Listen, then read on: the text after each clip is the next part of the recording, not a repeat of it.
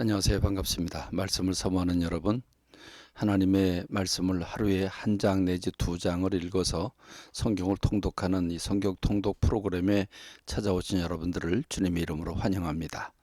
반갑습니다. 오늘은 애굽의 종으로 팔려간, 노예로 팔려간 요셉의 이야기를 좀 함께 나누기를 원합니다. 요셉이라고 하는 사람을 통해서 하나님이 어떻게 일하셨을까? 그 요셉이라고 하는 요셉이라고 하는 사람 자체가 어떻게 하나님께 반응했을까 하는 부분들을 함께 생각해 보기를 원합니다. 이제 우리는 창세기 39장부터 40장 이 두 장에 이르는 부분을 나누게 될 텐데, 이제 창세기 끝말에 이제 가고 있습니다. 아브라함과 이삭과 야곱을 거쳐서 이제 요셉이라고 하는 사람에게로 그 줄기가 흘러가고 있습니다.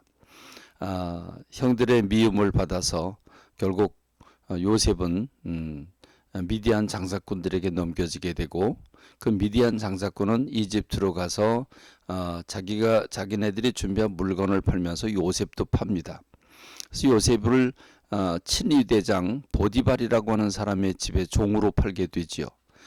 돈을 얼마나 받고 팔았는지는 모르지만 팔려갑니다. 이렇게 해서 요셉이라고 하는 사람은 하루아침에 아버지 옆에서 만나는 것을 먹고 평안하게 채색 옷을 입고 특별 사랑을 받던 요셉이 정반대로 환경상 최악의 상황으로 나락으로 떨어지게 되지요. 그 인생은 졸지에 종이 됐습니다. 노예가 됐습니다.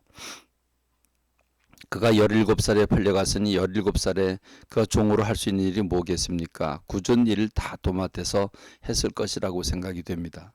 근데 놀랍게도 그가 종으로 17살에 팔려갔는데, 그런데 그 보디발이라고 하는 친위대장의 집이니까 상당한 부호가 아니겠습니까? 상당한 권력자 집안이 아니겠습니까? 그런데 거기에서 그는 가정총무가 됩니다. 다시 말하면 보디발이라고 하는 사람의 음식, 보디발이라고 하는 사람만 빼놓고 그 아내만 빼놓고 나머지 모든 재산을 다 관리하는 사람이 되었습니다. 그래서 요셉도 그런 얘기를 하죠. 이 집에서 나보다 더 높은 사람은 주인들밖에 없습니다. 그리고 자기가 주인이라고 얘기를 하고 있죠. 자기가 가장 높다고 얘기를 합니다. 이렇게 그는 어떻게 종으로 팔려가서 몇 년 만에 이렇게 일어나게 되었는지 모르지만, 주인이 자기를 믿고 모든 걸 다 맡길 정도가 되게 되겠습니까? 어떻게 그런 일이 일어날 수 있었겠습니까?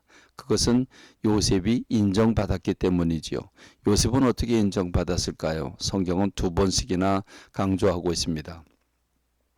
하나님이 요셉과 함께 계셔서 요셉이 하는 일이 형통했다라고 말하고 있는데, 그냥 형통으로 그냥 복을 받은 것으로 그친 것이 아니라, 하나님 이 보디발이라고 하는 그 주인이 요셉을 바라볼 때 하나님이 요셉과 함께 계신 것을 느꼈다고 말해주고 있습니다.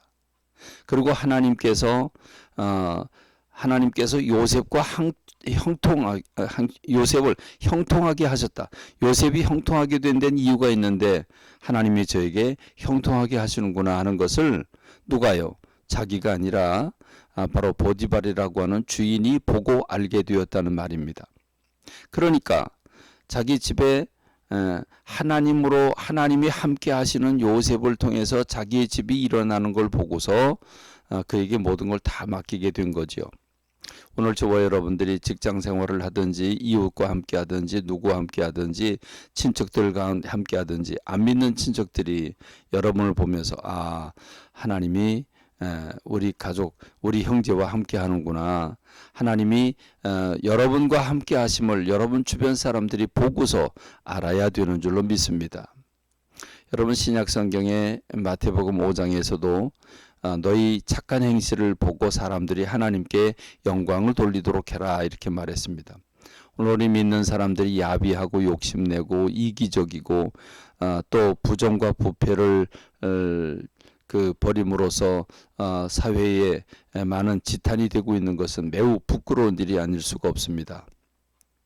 오늘 저와 여러분들이 하나님이 여러분과 함께 하셔서 사람들이 하나님이 여러분과 함께 하시는 것을 보게 할 수 있는 복을 흘러가게 하는 주의 사람들이 되기를 간절히 소망합니다. 그렇다고 하면 요셉이라고 하는 사람은 어떻게 그런 결과가 되었을까요? 요셉의 성실성, 요셉의 꿈, 이 두 가지가 그와 함께 했을 것입니다. 여러분, 이제 요셉이 그 용모가 이제 아주 출중하고 아름다웠다고 말해주고 있습니다. 여러분, 남자를 보고 아름다웠다고 하는 말은 잘 안 어울리는데 잘생겼다는 말이죠. 그러니까 가정총무가 됐습니다. 신실합니다. 잘생겼습니다. 하나님이 그와 함께 하십니다. 형통합니다. 그러니 안주인이 탐을 낼 만하죠. 안주인이 매일 동침하자고 그럽니다. 근데 그걸 단호히 거절하는데 뭐라고 거절하냐면 내가 하나님 앞에서 어떻게 이런 죄를, 이 약한 죄를 지을 수 있습니까? 내가 주인의 신뢰를 무시할 수 없습니다. 주인의 신뢰를 거부할 수 없습니다. 나는 하나님께 죄를 지을 수 없습니다. 그리고 단호히 거절하고 그것이 오히려 안주인에게 미움을 받아서 모함을 받고 감옥에 던져지게 됩니다. 그러나 감옥 안에서도 그 간수장이 볼 때 하나님이 요셉과 함께 하시는 걸 보게 됩니다.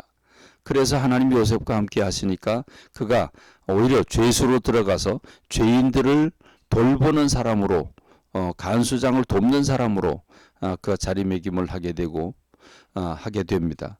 이렇게 오늘 저와 여러분들이 말씀대로 못 살아도 하나님이 우리와 함께 하시지만 그럼에도 불구하고 우리가 최선을 다하고 성실히 살 때 하나님 우리를 통해서 큰 영광을 받으시는 줄로 믿습니다. 무엇보다도 요셉에게 있어서 빼놓을 수 없는 건 꿈이지요. 그렇습니다.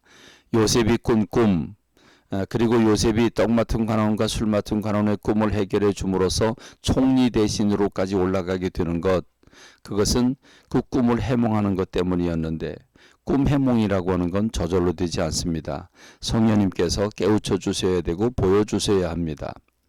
그러므로 요셉은 17살 될 때 꿈을 꾸었고 볏집단들이 형님의 볏집단들이 자기를 향해 절을 하고 해와 달과 별들이 절을 하는 걸 보았습니다. 그때 입술로 오두방정 떨므로서 종으로 팔려갔지만 그럼에도 불구하고 그는 그 꿈을 깨달았습니다. 아하, 내가 언젠가 형님들을 만나고 언젠가 부모님을 만날 때가 있다는 사실을 그는 인지하고 그 꿈을 붙잡습니다.